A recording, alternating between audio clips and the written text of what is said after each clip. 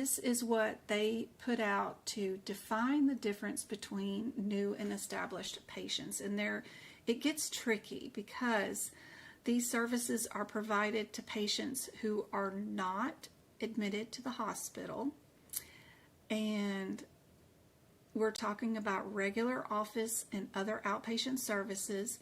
Once a patient is admitted, they are no longer considered an outpatient patient, right? They are now considered inpatient. So be careful. When you're in the ER, you're still outpatient. But when you're in observation or inpatient, you're inpatient. Guidelines under this section will go under and often point you into other directions if you are in the wrong spot. Like if the visit to the emergency room care, inpatient care, or observation services.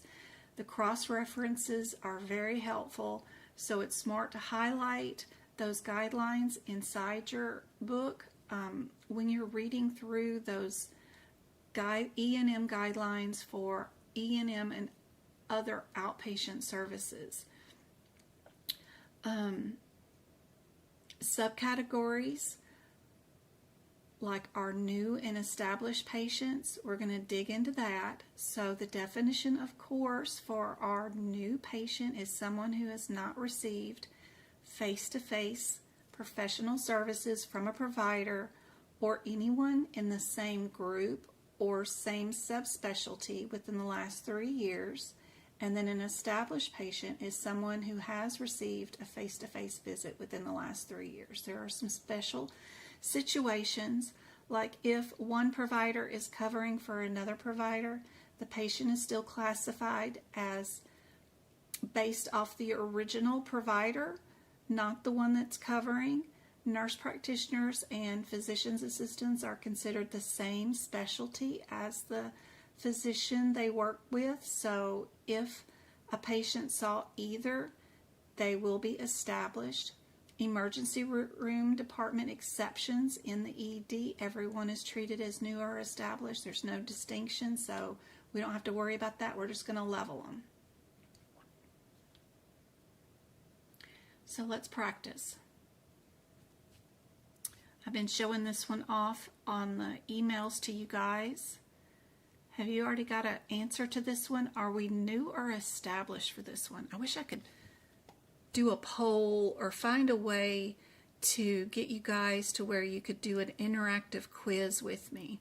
I've been looking at like purchasing something that would be interactive that I could include inside YouTube and be able to shoot out like 5-question quiz and then have y'all do it, and then it'll rank y'all and tell me who, how many got them right and how many got them wrong. But I don't know, I might need to upgrade the computer parts, or I had to figure out from my IT director how we can do that.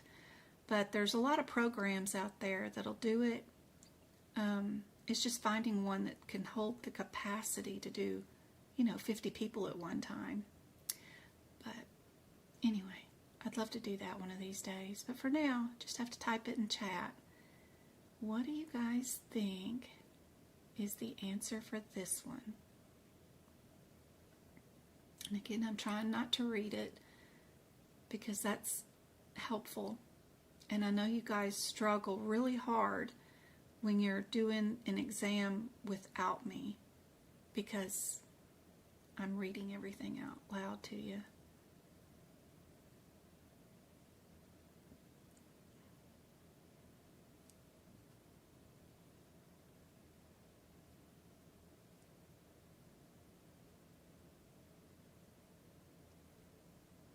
Okay.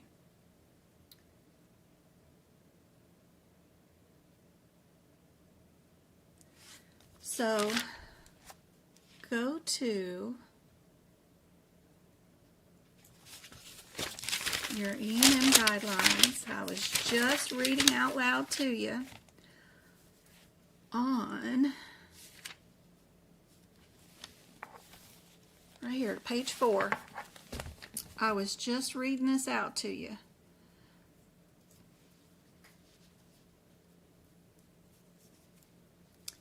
A new patient. It's this pink highlight right down here. me get this.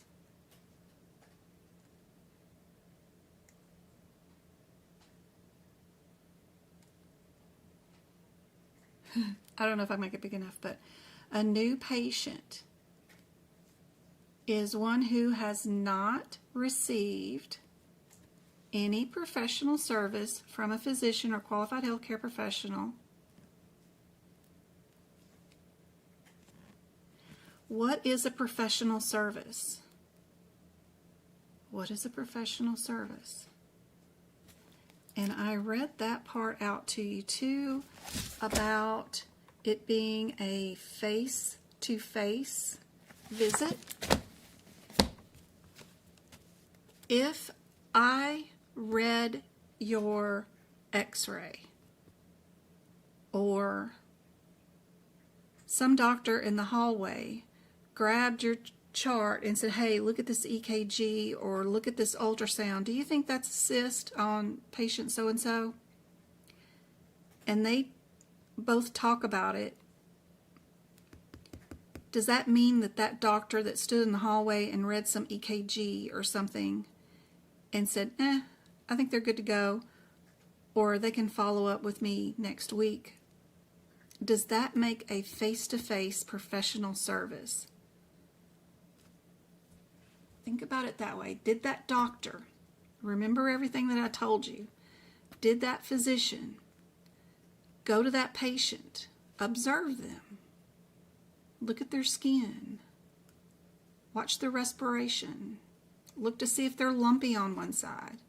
Did that physician, let me get you back to the example,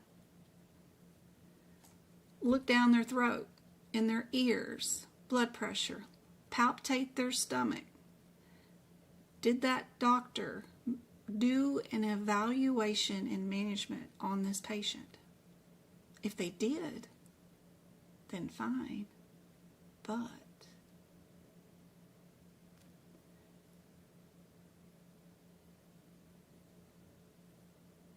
this cardiologist who interpreted this EKG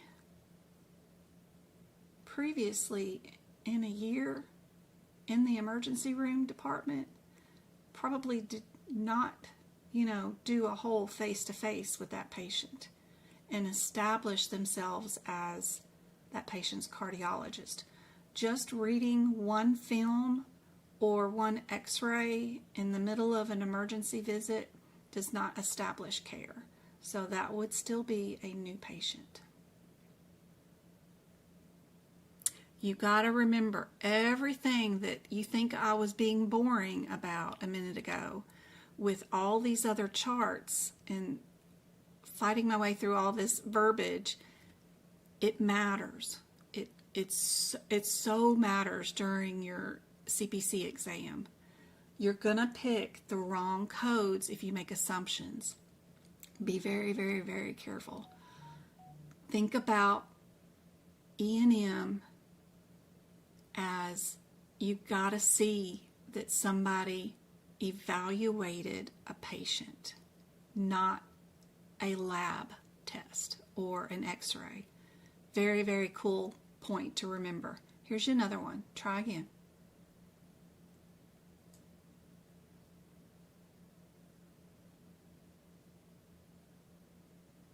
So glad it makes sense now. That's awesome.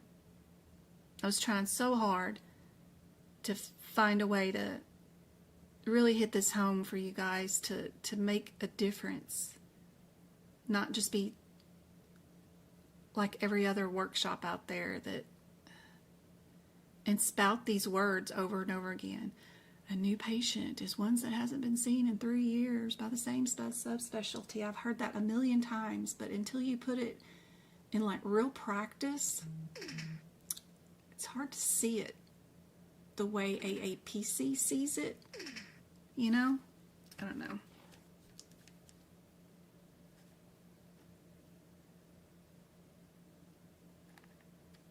Sorry, my phone keeps going off, but I never know if Twinkle or somebody needs me really quickly or whatever. They can email me, message me. What do you guys think on this one? Are we new or established?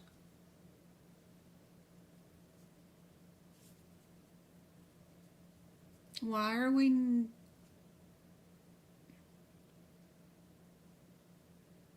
You're very welcome. Why would we be new, Samantha?